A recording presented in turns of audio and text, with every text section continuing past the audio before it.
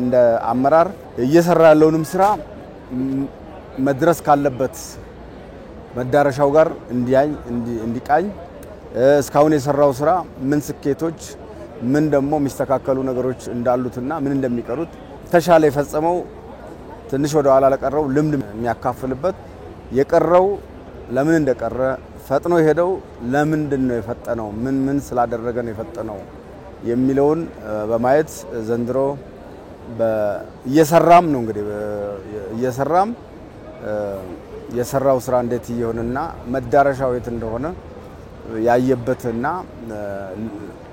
ተጨማሪ ግልጽነት የፈጠረበት ዕውቀት ያገኘበት ልምድ የተለዋወጠበት እና ከመዳረሻው አንፃር አሁን ያለበትን ቦታ ያየበትና የቀረውን ደግሞ ለማሳካት ምን መስራት እንዳለበት የለየበት ስልጠና ነው። በግብርናው ዘርፍ ያየናቸው ነገሮች እጅግ በጣም የሚያስገርሙ ከዚህ በፊት ለግዢ ብቻ ወይም ደግሞ ለተወሰኑ በግዢ የሚያገኙ ሰዎች ብቻ መጠቀሙትን አይነት ለምሳሌ እንበልና አሳ ምርትን ለምሳሌ ስናይ በጣም ብዙ አካባቢ ላይ አይገኝም ሀይቅ ያለበት አካባቢ ብቻ ነበር ያን ደግሞ የሚያገኙት በጣም ለግጀሪ ለመዝናናት የሄዱ ሰዎች ናቸው የሚያገኙት አሁን ግን ማህበረሰቡን ተጠቃሚ ለማድረግ በየአካባቢ ሰው ሰራሽ ሀይቅ ፈጥሮ አሳ ማምረት የተጀመረበት ሂደት አለ ሙዝ ከአንድ አቅጣጫ ብቻ ከአርባ ምንጭ ነበር እንዲመጣ ምን ጠብቆ ሙዝን እዚሁ ደግሞ በሰፊው ማምረት ተጀምሯል እስካሁን ድረስ በውይይት መልክ የነበርነውን ቆይታ ተጨባጭ ላይ መሬት ወርደን ያየንበት ሁኔታ ነው ያለው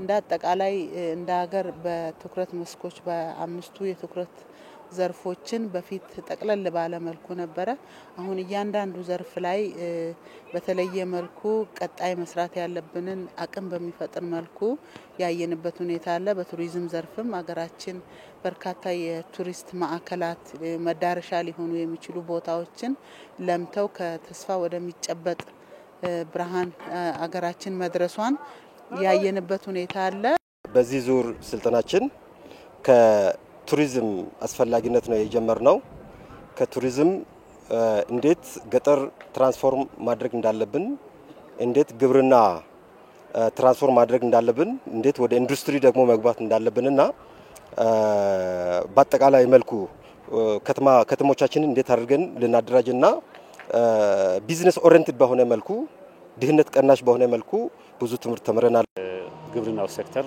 የኢንዱስትሪ ሴክተር የቱሪዝም ሴክተር እና የከተማ ልማት አካባቢ ያሉ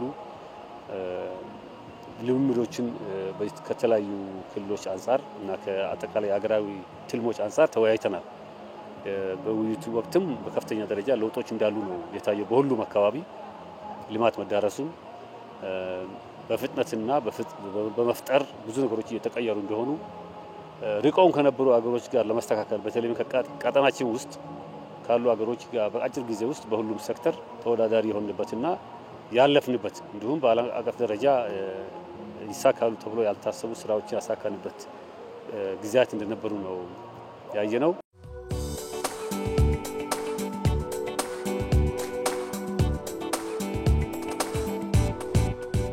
አዲስ አበባ ከተማ ለውጥ ብቻ አይደለም ተሰርታለች በትክክል ተሰርታለች በቃ አሁን ያለው አመራር ዛሬ ላይ እዚህ ላይ የዋላ ከቻላ ታጥቆ እንደ አዲስ አበባ አመራር መስራት ካልቻላ ለቆ ማውጣት ካልሆነ ሲስተሙ ይተፋዋል because እኔ አዲስ አበባን የዛሬ 2 ዓመት አቃታለሁ በስራ አጋጣሚዎች እንመጣለን አዲስ አበባ ላይ በእግር ወክ ማረግ አትችልም ነበር አዲስ አበባ ላይ ከዚች የግድ ትራንስፖርት ነበር የምትፈልገው ታክሲ ላይ ነበር የምትጋፋው በእግር የሄድንባቸው አካባቢዎች በጣም ትልቅ ኪሎ ሜትር ግን ድካም የሚባል ነገር አልነበረም ምክንያቱም አካባቢው ሳቢ ምቹ ለየትኛውም እንቅስቃሴ እንደማች ተደርጎ የተሰራበት ሁኔታ አይተናልና ከዛም በተጨማሪ አዲስ አበባ ከተማ ለሀብታሞች ብቻ አይደለም በየደረጃው ለሀብታም የራሱን የቻለ ለመካከለኛ ኑሮ ዝቅተኛ ኑሮ ደረጃ ላይ ያሉ ማህበረሰብ ወገኖቻችን ደግሞ እንዴት አድርጎ መኖር እንዲችሉ የተሳለጠ ስራ የተሰራበት የደቀቁ ቤቶች ተወግዶ በመልካም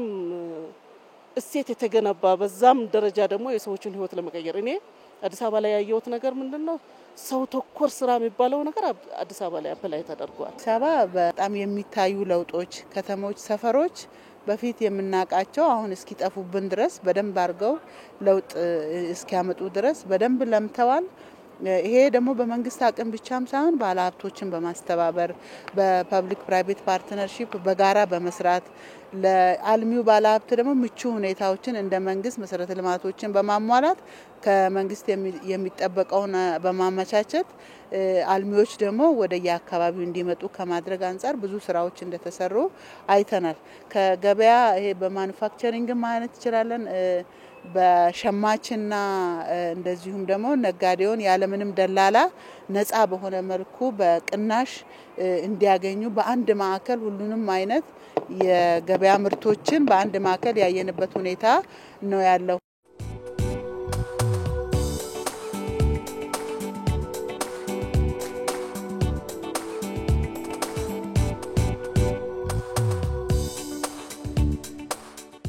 ግብርና ልማት ምን ውጤቶች እንደመጡ እና ምን ሊመጣ እንደሚችል ኢትዮጵያ ምን ልትሰራ እንደምትችል ተወያይተን ነበር። እሱም መሬት ላይ አይተናል። ኢትዮጵያ በግብርናው ገጠሩንም ትራንስፎርም ማድረግ እንደምትችል ግብርናውንም ትራንስፎርም ማድረግ እንደምትችል ከኢንዱስትሪ ጋር ማስተሳሰር እንደምትችል ነበር በውይይታችን ተጨባጭ አፈጻጸሙ እየተነሳ ስንመክር የነበረው። ኦሮሚያ ክልል ምስራቅ ሸዋ ባሉ ወረዳዎችና ቀበሌዎች ውስጥ ይሄን አይተናል። አገልግሎት ወደ ህዝብ ወደ ቀበሌ ወርዶ አይተናል። ወረዳ ላይ የነበረ አመራር ወረዳ ላይ የነበረ በዛ ደረጃ የነበረ አመራር ቀበሌ ላይ ወርዶ ለህዝብ ቀርቦ ለውጥ እያመጣ መሆኑን አይተናል። ግብርናው አትክልትና ፍራፍሬው ያመጣውን ለውጥ አይተናል። መሬት ላይ አርሶ አደሩ እንዴት ሰርቶ ውጤት እያመጣ እንደሆነ አይተናል። በዶሮ እርባታው እንዲሁ አይተናል።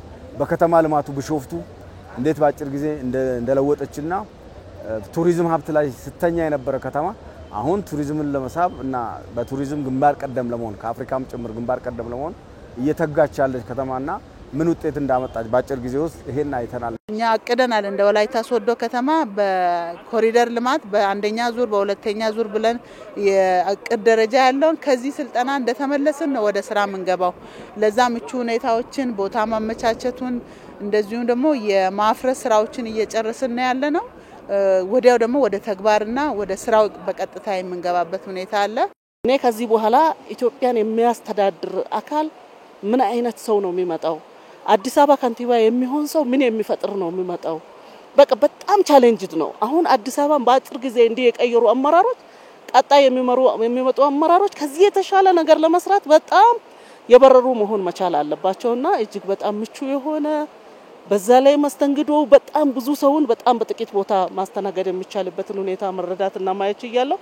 እኔ እንደ ኢትዮጵያዊነቴ እጅግ በጣም ኮርቻለሁኝ። ወደ ውጭ ሀገር ትራንስፖርት ወይም ደግሞ በፓስፖርት ሄጄ ማምጣት የምንችላቸውን ተሞክሮች በብዙ ዘርፍ አዲስ አበባ ላይ ማግኘት ይችላል፣ አዳማ ላይ ማግኘት ይችላልና እነዚህን ነገሮችን ማስፋትና ወስዶ ባለን አቅም ለምሳሌ የግድ አዲስ አበባ መሆን አይጠበቅምና ባለን አቅም በያለንበት አካባቢ ደግሞ መፍጠር ከኛ ይጠበቃል። ዋናነት አመራሩ ቆርጦ ከተነሳ ወስኖ ከተነሳ ለውጥ አመጣለሁ ብሎ አምኖ ከተነሳ ግልጽ የሆነ መዳረሻ ለይተናል። የምንሄድበት መንገድ ደግሞ መደመር ነው።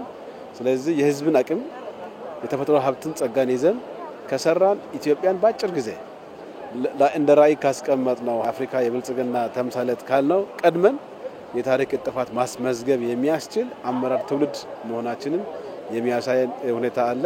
ይህን ደግሞ አሳክተን ታሪክ እናስመዘግባለን የሚል ሀሳብ አለ። በአገር አቀፍ ደረጃ እንግዲህ ክቡር ጠቅላይ ሚኒስትር ያው በየቀኑ ፕሮጀክት እየመረቁ ነው። በየቀኑ በአዳዲስ ሀሳቦች ተጨማሪ ጉልበት የሚሆኑ ስራዎችን ለሀገር እድገት እየፈጠሩ ነው ያሉት። ዋናው ሀሳብ እና አመራር ነው የሚለው ነው ያዝነው። የአመራር ቁርጠኝነት ካለ በሀገራችን አቅሙም ሀብቱም እንዳለን ዛሬ ያየናቸው ስራዎች ምስክር ናቸው። አገር ካላት ጸጋ ክልላቸው ካለው ጸጋ ዞናቸው ከተማቸው ካለው ጸጋ አንፃር መድረስ ካለባቸው አንፃር ገና ሲሆን ሆኖ ሲያዩት እዛ ጋም ቁጭት እልህ የተፈጠረ እና ለበለጠ ለመስራት መነሳሳትም ተስፋ የሚሰጠው የተጀመሩ ጅማሬዎች ተስፋ የሚሰጡ ጅማሬዎች በጣም እርስ በርስ ትምህርት ሊሆን የሚችል ለሌላውም ትምህርት የሚችል ደግሞ ስራዎች ተፈጽመዋል።